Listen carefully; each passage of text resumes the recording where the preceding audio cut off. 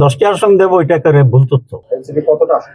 সেটা আমরা যখন চূড়ান্ত করবো তখন আপনাদের আর 2 নম্বর হচ্ছে ইন্ডিয়ার সাথে আমির জামাতের কোনো ফর্মাল বৈঠক হয়নি।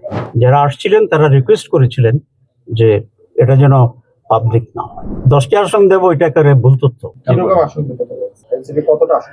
সেটা আমরা যখন চূড়ান্ত করবো তখন আপনাদের দ্বৈত নাগরিকতার বিষয়ে জিজ্ঞেস করতে কুড়িগ্রামের ডিসির সাথে আমার কথা হয়েছিল, সালাহ সাহেবের সাথে কথা হয়েছিল। সেখানে বলা হচ্ছে যে ডিসি মহোদয় আমাকে যেটা বললেন যে উনি দ্বৈত নাগরিক হলে প্রার্থী হতে পারবে না, শেষটি 2 অনুচ্ছেদে তো বলা আছে স্পষ্ট করে।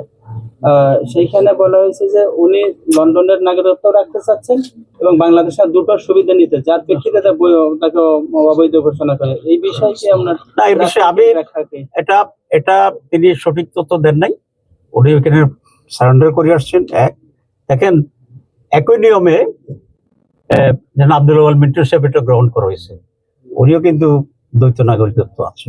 মোফাজ্জল হোসেন কায়কোবাদ ওনারও নাগরিকত্ব আছে। আমি ওনাকে একটা কাগজও দিয়ে আসছি, উনি তুরস্কেরও নাগরিক। এখানে স্ট্যান্ডার্ড তৈরি হবে, এটা হচ্ছে আমার কথা। যাদেরকে অ্যাকসেপ্ট করা হয়েছে তাহলে কিসের ভিত্তিতে, যাদেরকে রিজেক্ট করা হয়েছে কিসের ভিত্তিতে?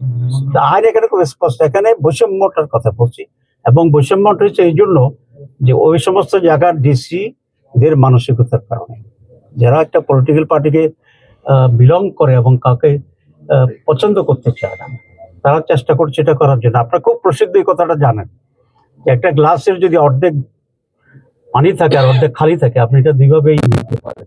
যে গ্লাসটা অর্ধেক খালি এটা সঠিক কথা, গ্লাসটি অর্ধেক ভর্তি সঠিক কথা।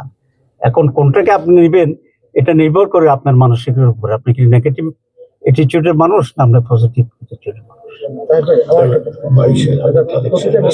একটা অভিযোগ করা হয় বাংলাদেশের নির্বাচন বহিঃশক্তি বা বহির্দেশ থেকে নিয়ন্ত্রণ বা প্রভাব সৃষ্টি করে।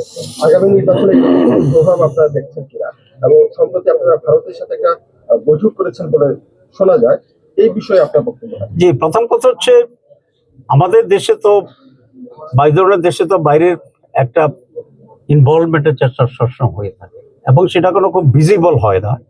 তো আমাদের কাছে এমন কোনো প্রুফ নাই, কিন্তু যেটা কালচারালি যেটা অতীতে আমরা দেখছি সেরকম একটা সংকট থাকে। আর 2 নম্বর হচ্ছে ইন্ডিয়ার সাথে আমির জামাতের কোনো ফর্মাল বৈঠক হয়নি। উনি যখন অসুস্থ ছিলেন, ভারতীয় দূতাবাস থেকে রিকোয়েস্ট করা হয়েছিল যে আমরা আমির জামাতকে দেখতে যাব, উনি অসুস্থ। আমরা এটাতে একমত হয়েছি, কারণ একজন অসুস্থ লোককে দেখার জন্য বাধা দেওয়ার কিছু নাই। যারা আসছিলেন তারা রিকোয়েস্ট করেছিলেন যে এটা যেন পাবলিক না হয়, আমরা সেই রিকোয়েস্ট মেনটেন করেছি, and nothing more than that.